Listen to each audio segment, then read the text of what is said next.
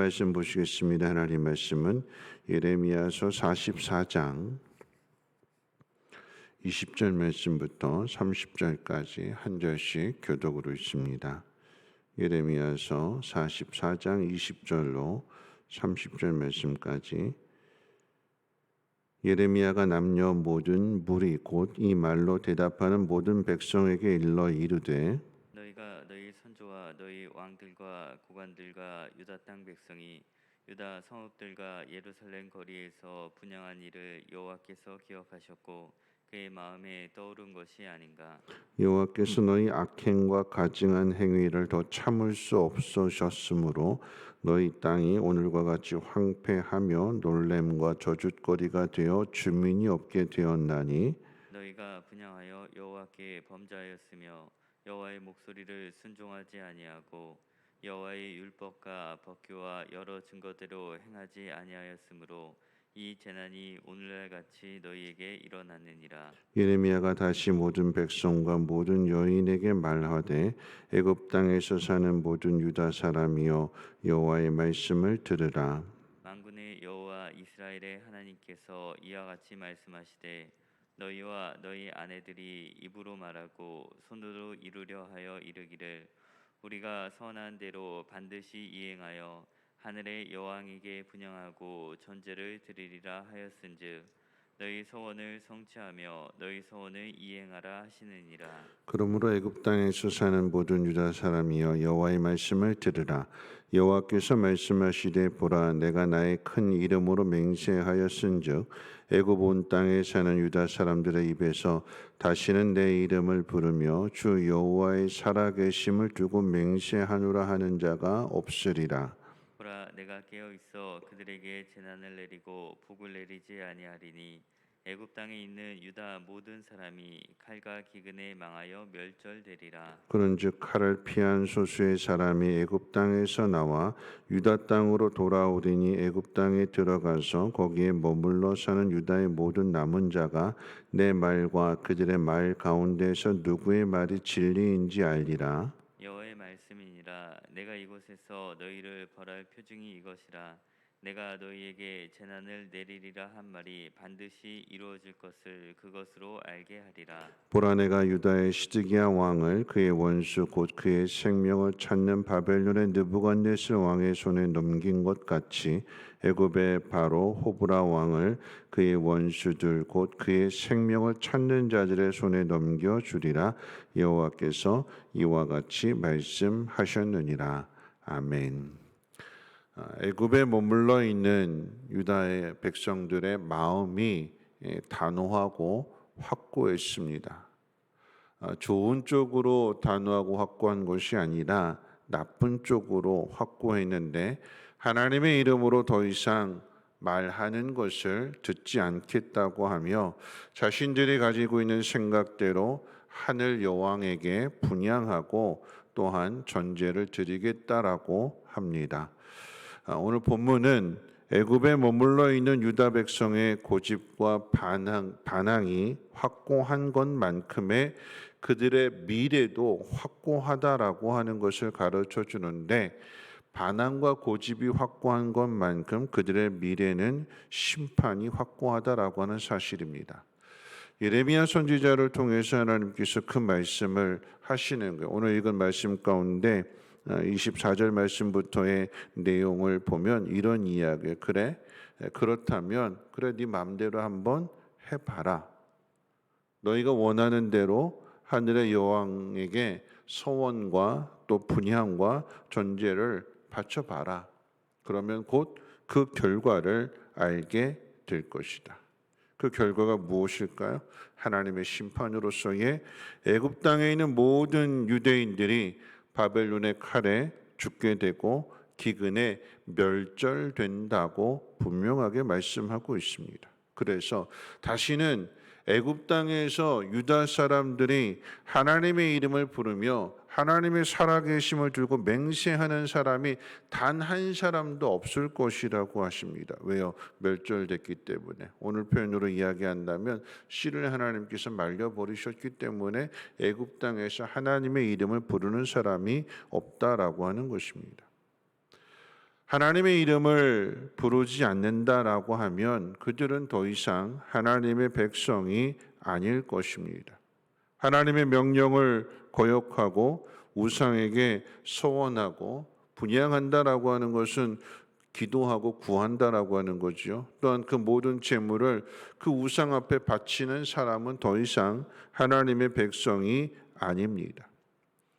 그 입술에서 하나님의 이름이 나오지 않는다면 그는 하나님과는 아무 상관이 없는 세상 사람과 다르지 않습니다.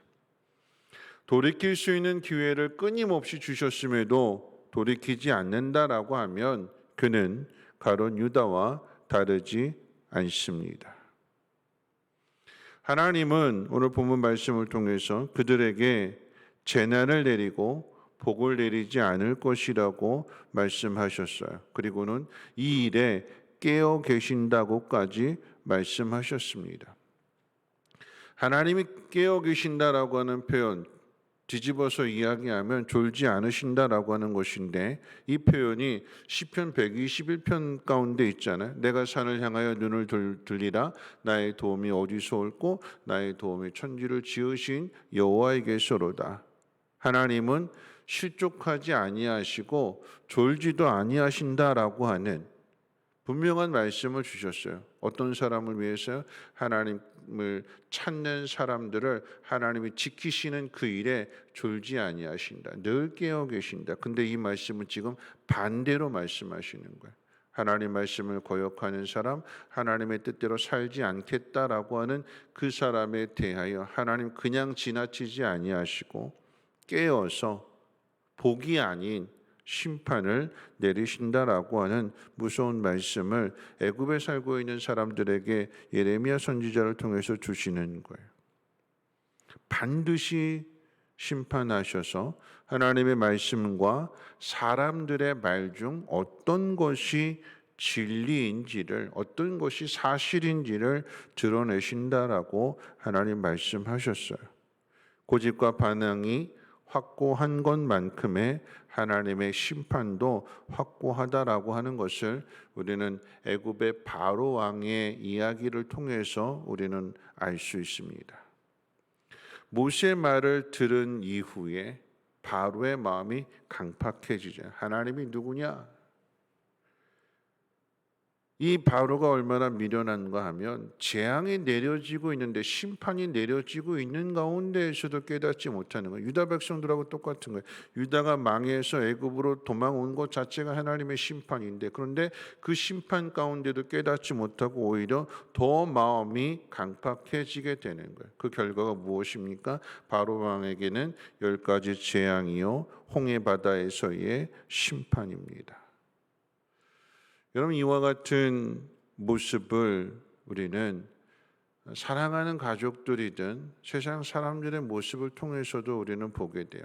여러분, 가족 안에서 예를 들어서 예수 믿지 않는 남편이든 아내든 부모님이든 자녀가 있다라고 한다면, 예수를 믿으라고 했을 때에, 하나님 믿으라고 했을 때에 모든 면에서 다 좋아요. 친절하고 말도 잘 듣고, 그렇죠? 근데 꼭 교회에 대한 문제, 신앙에 대한 문제, 하나님에 대한 문제에 대하여 이야기할 때에 발끈하게 되고 종교적인 문제에 있어서의 다툼이 되는 그런 모습을 본다라고 하면, 여러분, 예를 들어서 더 자세하게 자녀들의 이야기를 놓고 본다면 엄마한테 잘하고 아빠한테 잘하고 부모님한테 참 잘하고 착하고 공부도 잘하고, 근데 교회는 안 다녀요.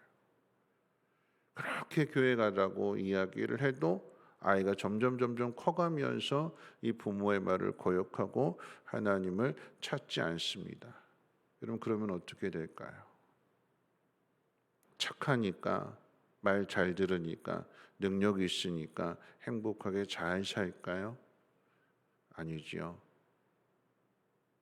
그 결과는 그 마음이 확고한 것만큼의 그 확고함이 좋은 신앙의 모습으로 나타나지 않고 하나님을 반대하는 쪽으로의 확고함으로 나타난다면 그가 누구일지라도 하나님의 심판을 당할 수밖에 없다라고 하는 것입니다.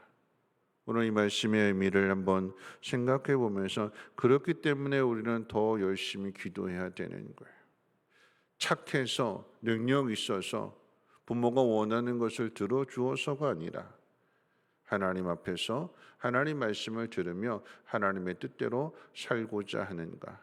하나님 그 사람에게 깨어서 복을 주시고 졸지 아니하시고 그를 늘 지켜주시지만, 그런데 하나님의 인도와 하나님의 말씀을 거역하고 자기 뜻대로 살겠다라고 하는 사람의 대하에서는 반대로 하나님 졸지 아니하시고 깨어서 그가 말한 그대로 어떤 것이 사실인지를 하나님이 드러내시고 나타내신다라고 하는 것입니다.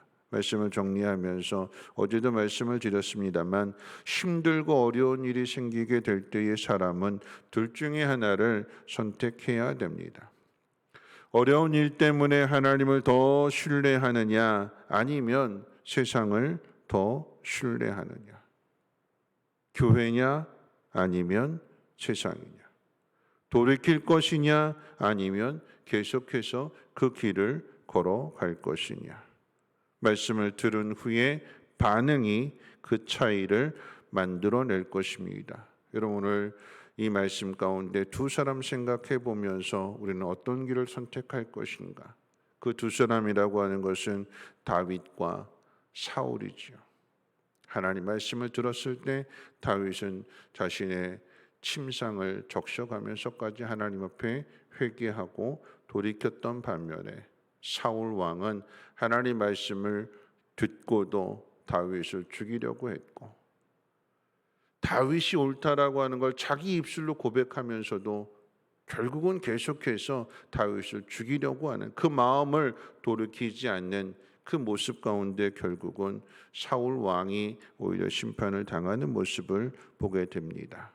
베드로가 될 것이냐 아니면 가룟 유다가 될 것이냐. 나는 어려울 때, 힘들 때, 곤고해질 때 어떤 길을 선택할 것이냐.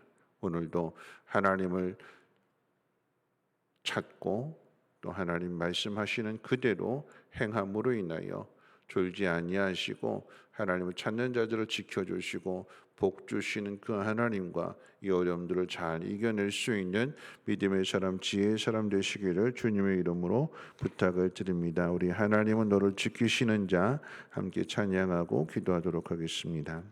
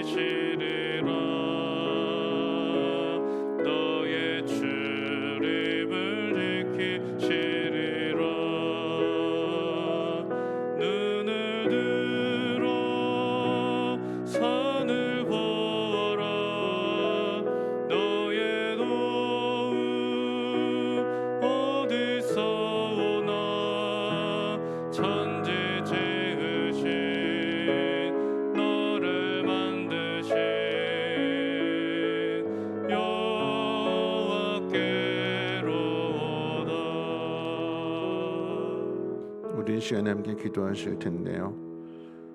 하나님이 우리를 지켜주십니다. 어떤 어려움 속에서도. 그게 하나님의 자녀에게 주시는 특권이잖아요. 그렇다면 이 길에서 떠나지 말아야 되는 것이며, 오늘 이 시간 우리가 특별히 기도하게 될 때에 우리 사랑하는 가족들을 위해서 기도하기를 원합니다.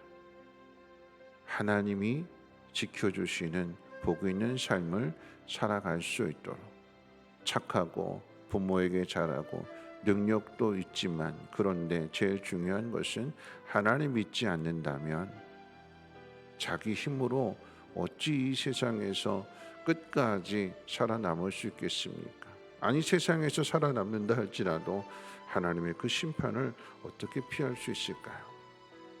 하나님을 찾고 하나님을 의지할 수 있는, 하나님과 함께 그 길을 걸어갈 수 있는 지혜로운 사람들 되게 해달라고, 하나님 믿는 사람 되게 해달라고 함께 통성으로 하나님 앞에 기도합니다. 거룩하신 하나님, 오늘 이 새벽도 하나님 말씀을 듣습니다.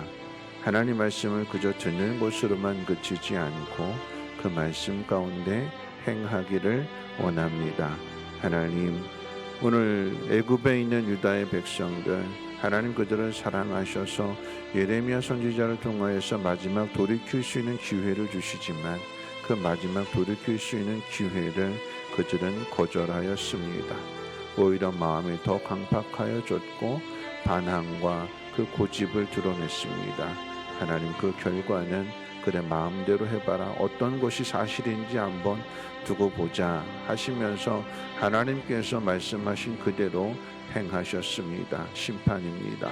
하나님, 오늘 우리가 어떤 자리에 있든지 하나님 말씀에 더욱 귀를 기울이게 하여 주시고 하나님 의지하며 하나님의 뜻대로 살아갈 수 있는 우리 모두가 되게 하옵소서. 하나님, 이런 반항과 고집이 우리 사랑하는 자녀들에게 나타나고 있지는 않는지, 하나님 마음이 커져가고 또 성장해 가면서 부모의 뜻을 거역하고 하나님의 뜻을 거역하며 세상 가운데로 나아가고 있지는 않는지, 오늘 애굽에 있는 유다의 백성들의 그 말처럼 우리 사랑하는 자녀들이나 또 우리 가족들이 이런 말들을 하나님 앞에 함부로 하고 있지는 않는지, 하나님 만일 그러하다면 긍휼히 여겨 주시고 그들의 마음이 하나님 겸손한 마음 되게 도와주시며 하나님의 뜻을 깨닫고 그리고 하나님 만나고 그래서 하나님과 함께 동행하는 삶을 살아갈 수 있는 믿음의 사람들로 하나님 세워지게 도와주시옵소서.